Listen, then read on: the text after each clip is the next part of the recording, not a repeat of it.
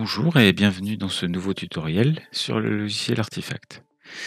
Nous allons voir aujourd'hui une fonctionnalité au niveau de la recherche produit, recherche client également, et de la recherche en caisse. Effectivement, dans le logiciel Artefact, lorsque vous recherchez un produit, donc ici, chercher, si par exemple je fais une recherche sur un produit en particulier, chercher également, j'ai certainement quelques colonnes dont je ne me sers jamais. Par exemple, la colonne référence qui est la référence interne du produit dans Artefact. J'ai également donc la désignation et par contre, si je veux avoir accès à la marque, au fournisseur, au prix ou au stock, je suis obligé de me déplacer vers la droite ou vers la gauche.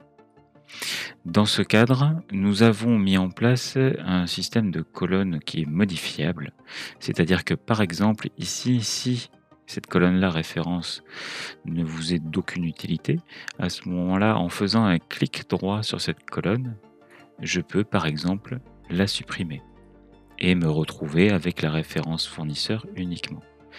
Ça me permet donc d'agencer les différentes colonnes. Si par exemple la catégorie est une information que je voudrais avoir mais pas forcément importante, à ce moment-là je peux la déplacer vers la droite et dans ces cas-là, j'ai la référence fournisseur, la désignation, la marque, le fournisseur, ainsi que le prix TTC.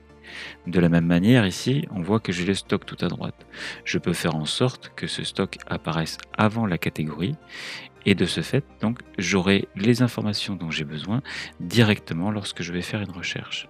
Par contre, pour que cette recherche apparaisse avec les colonnes dans cet ordre-là, à chaque fois que je fais une recherche produit, par exemple, je vais faire un dernier clic droit sur n'importe quelle colonne ici et enregistrer les différentes colonnes qui sont à l'écran. De ce fait, ici maintenant, si je ferme et que je rouvre ma recherche produit, que je fais une autre recherche, dans ces cas-là, j'aurai toujours les colonnes telles que je les ai agencées au préalable. De la même manière, on va pouvoir faire ceci dans la recherche client. Ici, par exemple, je vais faire ma recherche client et je me rends compte que j'ai le numéro, le genre, le nom, le type, le prénom, l'adresse. Je préférerais par exemple que le prénom apparaisse avant le nom. Dans ce cas-là, je vais déplacer le prénom avant le nom. Le nom est un petit peu trop large, donc je vais le réduire. Le type ici ne me sert à rien, donc je vais faire un clic droit dessus et supprimer cette colonne. Et ensuite, donc, je vais pouvoir rajouter ici l'adresse et par exemple rajouter d'autres colonnes comme par exemple le portable.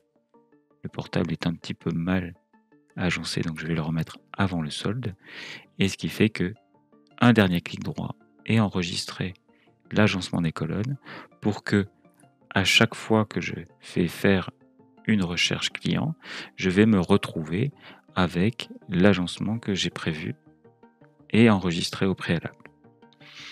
De la même manière, en caisse, nous avons ici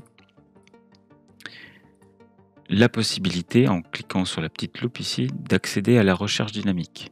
La recherche dynamique, si par exemple également je fais une recherche d'un produit, je vais retrouver la référence fournisseur et la désignation dans un premier temps. Forcément, des colonnes qui ne me sont pas de grande utilité en caisse. La référence, je vais dire que j'en ai pas besoin, donc je la supprime. La référence fournisseur en caisse, on va dire que j'en ai pas forcément besoin également. Par contre, ici, je vais avoir la désignation, la couleur, la taille, bonnet, dans le cadre de mes produits, je n'en ai pas besoin non plus. La marque, non plus. Par contre, ce qui va m'intéresser, c'est d'avoir le prix de ce produit et le stock.